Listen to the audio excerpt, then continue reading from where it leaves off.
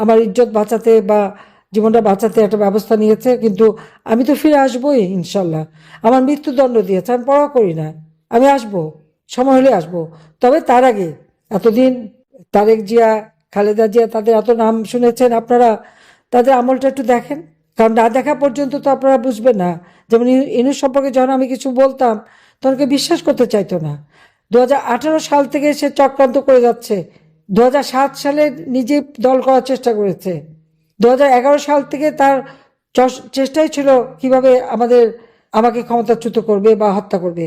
24-এ এসে পেরেছে। সে 11 সাল থেকে যেটা চেষ্টা 24-এ এসে করতে পারলো। তারপর যখন বেঁচে আছি, ইনশাল্লাহ একদিন বাংলাদেশে আসব। বাংলাদেশের মানুষের জন্য ঠিকই আবার আমরা উন্নত জীবন দিতে পারবো, এ বিশ্বাস আমার আছে।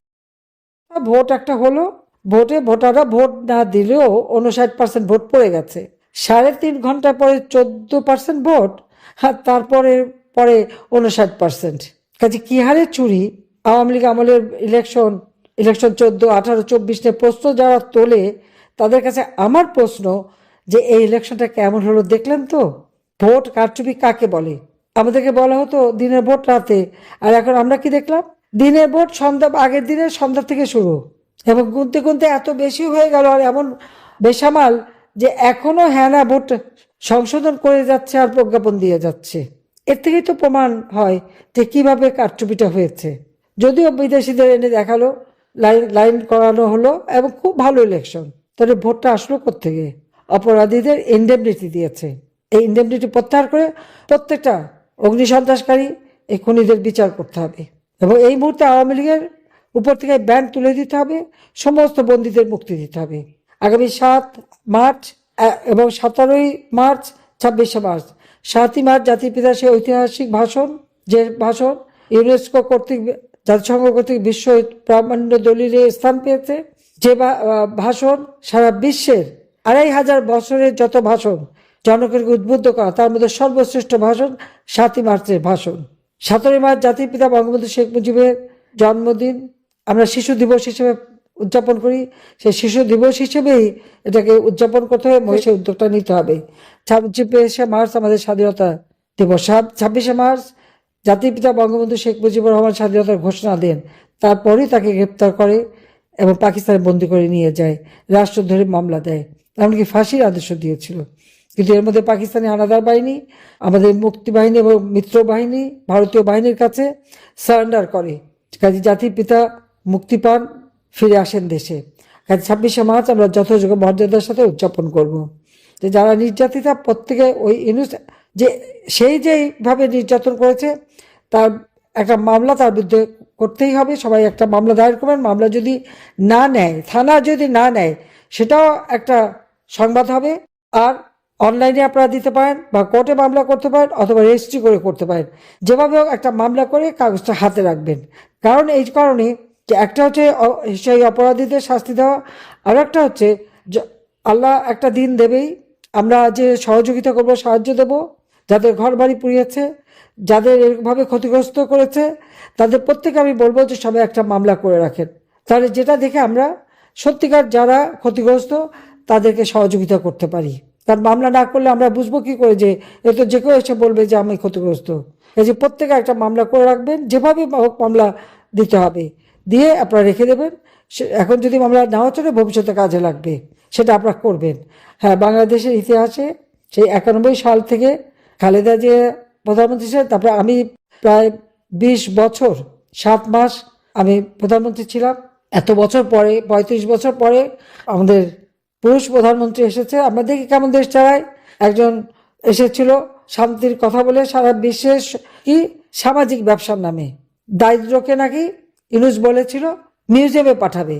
আমি যেখানে দারিদ্রের হার 18% নামিয়ে এনেছিলাম, হত দরিদ্রের হার 5% নামিয়েছিলাম, ক্ষমতায় এসে তা এখন 30-40% আবার দারিদ্রের হার বাড়িয়ে দিয়েছে। 5 কোটি মানুষকে আমি নিম্নবিত্ত থেকে মধ্যবিত্ত তুলে এনেছিলাম। ইউনূস সাহেব 6 কোটি মানুষকে দরিদ্রের সীমার নিচে নিয়ে গেছেন। এখন মিউজিয়ামে কে যাবে? তার ওই কথার উপলক্ষে তো ইউনূসকেই মিউজিয়ামে পাঠাতে হবে মনে হচ্ছে। কাজে তার বিচার একদিন হবে, এবং বিশেষ করে নারী নির্যাতনের জন্য ওর বিচার হতে হবে। যে কত বড় ক্ষতি আমাদের নারী সমাজের জন্য করে গেল। আজকে সবচেয়ে দুঃখ লাগে যে ছাত্র ছাত্রী শিক্ষকদের অপমান করা, তাদের গায়ে হাত তোলা, তাদেরকে মারা, প্রধান নির্বাচন কমিশনকে ধরে তার গালে জুতা মারা, তাকে অপমান করা, প্রধান বিচারপতি তাকে হাত করা পরিয়ে জেলে নেওয়া, ভালো সুযোগ সৃষ্টি করে গেছে। এখন যারাই যে পদে যাবেন তাদেরকে সতর্ক থাকতে হবে, কখন কার উপরে হাত করা পড়ে, কখন কোন প্রধান বিচারপতি হাত করা পড়লো, আর কখন কার কোন নির্বাচন কমিশন এখন যারা ভোট চুরির অপরাধে ওই রাতের ভোট সন্ধ্যায় করায় তার গালেও যে জুতা পড়বে না, এই গ্যারান্টি কে দেবে? কে দেবে? সমাজে কোনো লেহাজ তমিজ নাই, আদব কায়দা নাই, কোনো মান্যগণ্য নাই, আইনের শাসন নাই, বিচার নাই, ন্যায় বিচার নাই, স্বেচ্ছাচারিতা চলছে সম্পূর্ণ। এভাবে একটা দেশ চলতে পারে না। আমার ইজ্জত বাঁচাতে বা জীবনটা বাঁচাতে একটা ব্যবস্থা নিয়েছে, কিন্তু আমি তো ফিরে আসবোই ইনশাল্লাহ। আমার মৃত্যুদণ্ড দিয়েছে, আমি পরোয়া করি না, আমি আসবো, সময় হলে আসবো। তবে তার আগে এতদিন তারেক জিয়া, খালেদা জিয়া, তাদের এত নাম শুনেছেন আপনারা, তাদের আমলটা একটু দেখেন, কারণ না দেখা পর্যন্ত তো আপনারা বুঝবেন না। যেমন ইনুস সম্পর্কে যখন আমি কিছু বলতাম তখন কেউ বিশ্বাস করতে চাইতো না। 2018 সাল থেকে সে চক্রান্ত করে যাচ্ছে। 2007 সালে নিজে দল করার চেষ্টা করেছে। 2011 সাল থেকে তার চেষ্টাই ছিল কিভাবে আমাকে ক্ষমতাচ্যুত করবে বা হত্যা করবে। 24-এ এসে পেরেছে। সে 11 সাল থেকে যেটা চেষ্টা 24-এ এসে করতে পারলো। তারপর যখন বেঁচে আছি, ইনশাল্লাহ একদিন বাংলাদেশে আসবো, বাংলাদেশের মানুষের জন্য ঠিকই আবার আমরা উন্নত জীবন দিতে পারবো। আওয়ামী লীগকে বাদ দিয়ে যে নির্বাচন, এই নির্বাচন একজন অবৈধভাবে ক্ষমতা দখলকারী অধীনে নির্বাচন, যে নির্বাচনে ভোট কারচুপি মানে এখন প্রকাশ্যভাবে, যেদিন নির্বাচন তার আগের দিন সন্ধ্যা থেকেই সিল মারা, বাক্স ভরা, ব্যালটে ভরে ফেলেছিল, সেই ধরনের একটা নির্বাচন অনুষ্ঠিত হয়ে গেল, বুঝলো অবৈধ সরকারের হাতে অবৈধ নির্বাচন। আমি জানি না এরা দেশকে কতটুকু কি দিতে পারবে, যেখানে একটা বিশাল জনগোষ্ঠী বঞ্চিত থাকলো তার ভোটের অধিকার থেকে, তার রাষ্ট্রীয় অধিকার থেকে, সাংবিধানিক অধিকার থেকে। তো সেই দেশ সামনে কিভাবে এগিয়ে যাবে সেটাই এখন চিন্তার বিষয়। তো আওয়ামী লীগের অপরাধটা কি? আওয়ামী লীগ স্বাধীনতা এনে দিয়েছে, আওয়ামী লীগ দারিদ্র বিমোচন করেছে, আওয়ামী লীগ দেশের মানুষের অধিকার প্রতিষ্ঠা করেছে, শান্তি নিরাপত্তা দিয়েছে। এটাই কি আমাদের অপরাধ ছিল? সেটাই আমার প্রশ্ন।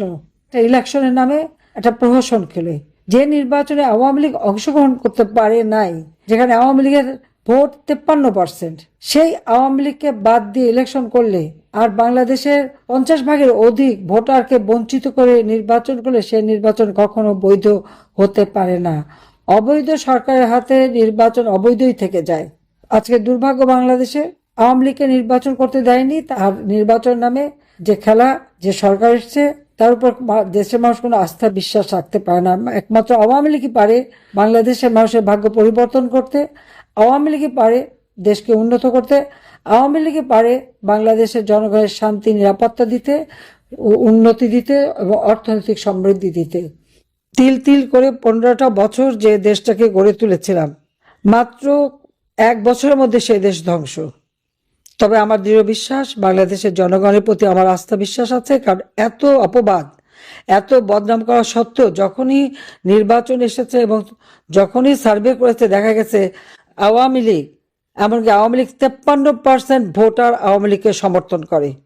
এত অপবাদ, এত কিছুর পরেও, নির্যাতনের পরেও, কারণ মানুষ আওয়ামী লীগকেই চায়, আওয়ামী লীগের উপরই তাদের আস্থা, এবং বাংলাদেশের মানুষ জানে যে একমাত্র আওয়ামী লীগই পারবে তাদের জীবন মান উন্নত করতে। আমাদের সকল অর্জিত অর্থনীতি সম্পূর্ণভাবে ধ্বংস, ব্যবসা বাণিজ্য সব দিক থেকে বাংলাদেশ যখন এত বেশি সমৃদ্ধশালী ছিল, আজকে সেটা সম্পূর্ণ ধ্বংস করে দিয়ে গেল। আমার শুধু এটাই দুঃখ লাগে যে দিন রাত অক্লান্ত পরিশ্রম করে এই লাখো শহীদ, যাদের রক্তের বিনিময়ে আমরা স্বাধীনতা পেয়েছি, আমার ভাষা শহীদ, যাদের রক্তের বিনিময়ে আমরা মাতৃভাষায় কথা বলার অধিকার পেয়েছি, আজকে তাদের অবদান সম্পূর্ণভাবে ভুলুণ্ঠিত। আজকের বাংলাদেশ এখন অন্যের কাছে করুণা ভিক্ষা করার দেশ হয়ে গেছে। এই দেশটিকে ধ্বংসস্তূপে পরিণত করে দিয়ে গেল সে অবৈধভাবে ক্ষমতা দখলকারী, মেটিকুলাস ডিজাইনের মাধ্যমে যার ক্ষমতা আরোহণ, ডক্টর মোহাম্মদ ইউনূস। এরপর নির্বাচনে আজকে যারা এসেছেন তাদের হাতেও আমরা দেখেছি অতীতে জঙ্গি বাহিনীর সৃষ্টি, গ্রেনেড হামলা, বোমা হামলা, দুর্নীতিতে বারবার চ্যাম্পিয়ন, এই তো ছিল আমাদের ইতিহাস। কিন্তু এই বদনাম থেকে আমরা বাংলাদেশকে শান্তির দেশে উন্নীত করেছিলাম। সকলের সাথে বন্ধুত্ব, কারোর সাথে বরিতা নয়, এই নীতি আমরা অনুসরণ করেছিলাম। কিন্তু আজকে সবকিছুই শেষ হয়ে গেছে। তবে আমি দেশের মানুষ আপনাদের বলবো, আপনাদের সাহস আছে, শক্তি আছে। আমাদের অগণিত নেতাকর্মীকে নির্যাতন করা হয়েছে, হত্যা করা হয়েছে, ঘর বাড়ি ব্যবসা প্রতিষ্ঠান জ্বালিয়ে পুড়িয়ে ছারখার করে দেওয়া হয়েছে। আজকে ছাত্র, শিক্ষক, আইনজীবী, সাংবাদিক, বুদ্ধিজীবী কেউই রেহাই পায়নি। এইরকম অবস্থা তো আমরা কখনো চাইনি। বাংলাদেশ হবে শান্তিপূর্ণ দেশ, বাংলাদেশ হবে শান্তির দেশ, উন্নত দেশ, এবং বাংলাদেশ হবে সারা বিশ্বে একটা বিশ্ব হিসেবে গড়ে উঠবে, উন্নয়নের রোল মডেল হিসেবে। ইনশাল্লাহ আবার আমরা দিন ফিরে পাবো, আমি বিশ্বাস করি। শহীদের রক্ত বৃথা যায় না। যে সংগঠন ক্ষমতায় থাকা অবস্থায় 21শে ফেব্রুয়ারি শহীদ দিবস ঘোষণা করলো, শহীদ মিনার গড়ে তুললো, আজকে তারাই যেতে পারবে না। এর থেকে দুঃখের আর কি হতে পারে? তবে এই অন্ধকার কেটে যাবে, আবার বাংলাদেশের মানুষ সগৌরবে ফিরে আসবে, এই বিশ্বাস আমার আছে।